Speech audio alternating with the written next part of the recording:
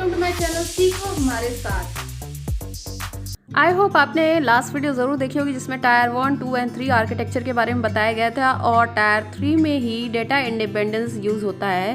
तो सबसे पहले जानते हैं डेटा इंडिपेंडेंस होता क्या है।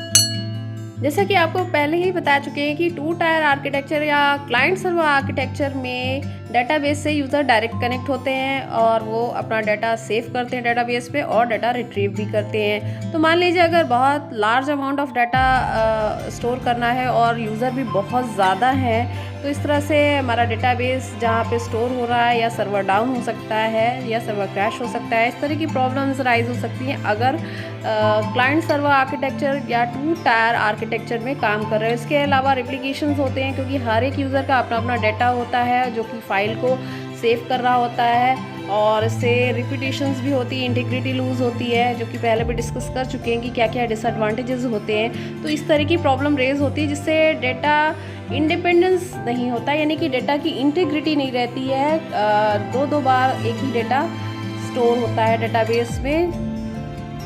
तो इस तरह की जो प्रॉब्लम्स आ रही हैं डेटाबेस में रिप्लिकेशंस की और डेटा इंटीग्रिटी की, तो उस प्रॉब्लम को सॉल्व करने के लिए हमारा डेटा इंडिपेंडेंट होना चाहिए। उसके लिए हम 3 टायर आर्किटेक्चर यूज़ करते हैं।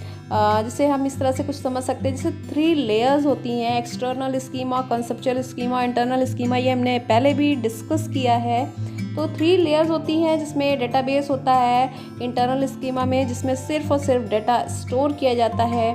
कॉन्सेप्चुअल स्कीमा में डेटाबेस की डेफिनेशन होती है और एक्सटर्नल स्कीमा में जो यूज़र डेटा डाल रहा होता है, स्टोर कर रहा होता है अपने रिकॉर्ड्स, वो होता है। एक्सटर्नल यूज़र को नहीं पता होता कि कॉन्सेप्चुअल स्कीमा में की क्या डेफिनेशन है या किस तरह से काम कर रहा है, वो एक तरह से हाइड रहता है।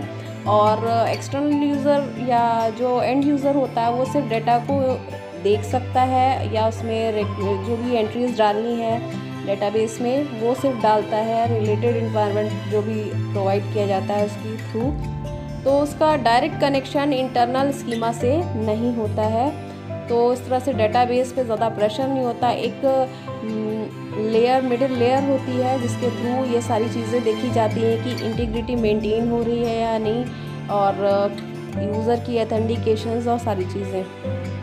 बेसिकली सर्वर या डेटाबेस का काम होता है कि डेटा को स्टोर करके रखना ऑर्गेनाइज मैनर में, और यूज़र डेटा एंटर करे तो उसे स्टोर कर ले और डेटा जब चाहे जैसे रिट्रीव कर ले।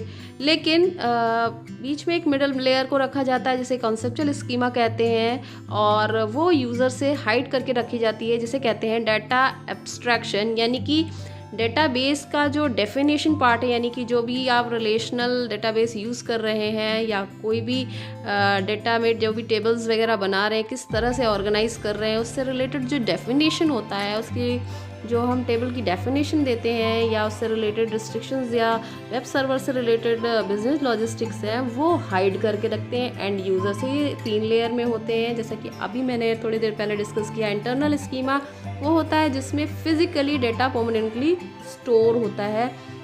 वो किसी भी डेटा स्ट्रक्चर में हो सकता है, लिंक लिस्ट या ट्री, ग्राफ, किसी भी स्ट्रक्चर में आप अपनी ज़रूरत के अनुसार यूज़ करके कर सकते हैं। कॉन्सेप्चुअल स्कीमा में एक वेब सर्वर की तरह काम करता है, या उसमें डेटाबेस की डेफिनेशन होती है, रिलेशनल डेटाबेस या टेबल्स की डेफिनेशंस होती हैं, उससे रिलेटेड बिजनेस लॉजिस्टिक्स होते हैं स्टोर।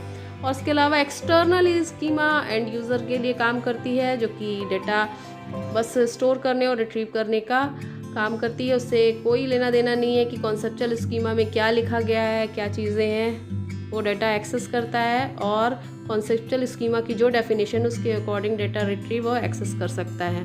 तो ये डाटा एब्स्ट्रैक्शन होता है और इस तरह से 3 टायर आर्किटेक्चर में वर्क होता है, जिससे सर्वर पर यानी कि इंटरनल जो स्कीमा है उस पर ज़्यादा लोड नहीं पड़ता है। अगर डेटा इंडिपेंडेंस की बात करें तो ये कई टाइप्स के होते हैं, जैसे physical data independence and logical data independence. Physical data independence यानी कि जो इंटरनल स्कीमा है वो अलग अलग टाइप के डेटा स्ट्रक्चर को यूज़ करके डेटा स्टोर किया जा सकता है, जैसे ट्री, ग्राफ या अलग लिंक लिस्ट, अलग अलग तरह के डाटा स्ट्रक्चर यूज़ कर सकते हैं। तो जो भी डाटा स्ट्रक्चर यूज़ कर रहे हैं, अगर उसमें कोई चेंजेस भी करते हैं तो उसका कोई भी इम्पैक्ट कॉन्सेप्चुअल स्कीमा पर नहीं पड़ता। तो इस तरह से फिज़िकल डाटा इंडिपेंडेंस है, यानी कि इंटरनल स्कीमा में अगर कोई इसके स्ट्रक्चर में या उसके डिज़ाइन, डेटाबेस डिज़ाइन में चेंज करते हैं तो उसका फ़र्क कॉन्सेप्चुअल स्कीमा पर नहीं पड़ेगा। अब दूसरी चीज़ है लॉजिकल डाटा इंडिपेंडेंस। अगर कॉन्सेप्चुअल स्कीमा में चेंजेस करते हैं तो उसका एक्सटर्नल स्कीमा पे कोई फ़र्क नहीं पड़ेगा। आप अलग अलग तरह के डेटाबेस, रिलेशनल डेटाबेस यूज़ कर रहे हैं या स्कीमा में चेंजेस कर रहे हैं, कोई नई टेबल बना रहे हैं, कुछ ऐड कर रहे हैं, तो एक्सटर्नल स्कीमा में कोई फ़र्क नहीं आएगा। एंड यूज़र को जैसा एनवायरनमेंट मिल रहा है वो वैसा ही मिलेगा। कई बार ऐसा होता है वेब सर्वर पे साइट अपडेट हो रही होती है या कई सारी चीज़ें होती हैं, तो वो एक्सटर्नल यूज़र को इतना नहीं पता चलता है कि क्या हो रहा है, इन कॉन्सेप्चुअल स्कीमा में क्या चेंजेस हो रहा है, यानी डेटा का चेंजेस पता नहीं चलते। एक्सटर्नल स्कीमा का उस पर कोई इम्पैक्ट नहीं, फ़र्क नहीं पड़ता है। जैसे एनवायरनमेंट मिल रहा है एंड यूज़र को वैसा ही मिलता है। तो इसको और डेफिनेशन के थ्रू समझ सकते हैं कि लॉजिकल जो इंडिपेंडेंस क्या होता है और फिज़िकल इंडिपेंडेंस क्या होता है। लॉजिकल इंडिपेंडेंस में एक्सटर्नल स्कीमा में चेंजेस जो होते हैं उससे कॉन्सेप्चुअल स्कीमा पे कोई फ़र्क नहीं पड़ता। और फिज़िकल इंडिपेंडेंस में क्या होता है कि जो कॉन्सेप्चुअल स्कीमा पे जो भी चेंजेस करेंगे उससे इंटरनल स्कीमा पे कोई भी फ़र्क नहीं पड़ेगा। यानी एक तरह से ये सारी लेयर दोनों इंडिपेंडेंटली वर्क करती हैं। अब जान लेते हैं डाटा इंडिपेंडेंस के फ़ायदे क्या हैं। तो हर एक यूज़र अपने अकॉर्डिंग कस्टमाइज़ करके व्यू देख सकता है। डेटाबेस में फिज़िकली जैसे डाटा स्टोर होता है उसमें से जो ज़रूरत के हिसाब से अपना रिकॉर्ड एक्सेस करके देख सकता है डायरेक्टली। दूसरी चीज़ है डायरेक्टली यूज़र फिज़िकल डेटाबेस से इंटरेक्ट नहीं होता है, तो इससे यूज़र डेटा से छेड़छाड़ नहीं कर पाता या उसमें चेंजेस नहीं कर पाता क्योंकि इतनी परमिशन नहीं होती है। DBA उस पर रिस्ट्रिक्शंस लगा के रखता है। और डेटाबेस में तीसरी चीज़ है डेटाबेस में जो भी चेंजेस करने होते हैं या कोई भी बदलाव करने होते हैं DBA चेंज करता है, यानी डेटाबेस एडमिनिस्ट्रेटर उसे चेंज करता है। उससे यूज़र के व्यू, यानी जो यूज़र का व्यू लेवल एक्सटर्नल व्यू है उस पर कोई बदलाव नहीं आता, यानी कि लॉजिकल इंडिपेंडेंस रहता है।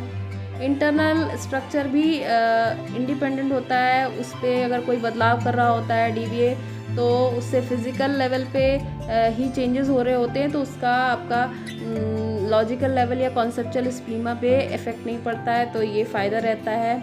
और DBA अपने अकॉर्डिंग कॉन्सेप्चुअल स्कीमा में चेंजेस कर सकता है, ग्लोबली स्ट्रक्चर में चेंजेस कर सकता है डेटाबेस में, और उससे यूज़र पे या यूज़र के इंटरफेस पे कोई इफ़ेक्ट नहीं पड़ता है और इजीली अपडेशंस अप्लाई कर सकता है। तो ये कई सारे फ़ायदे हैं जो डेटा इंडिपेंडेंस के थ्रू पॉसिबल है। इसीलिए इसे जनरली बड़ी वेबसाइट जब होती हैं या बड़ा डेटाबेस ऑर्गेनाइज करना होता है तो 3 टायर आर्किटेक्चर अप्लाई करते हैं। अगर आपको ये वीडियो पसंद आया है तो वीडियो को लाइक करें, चैनल को सब्सक्राइब करें और शेयर करें।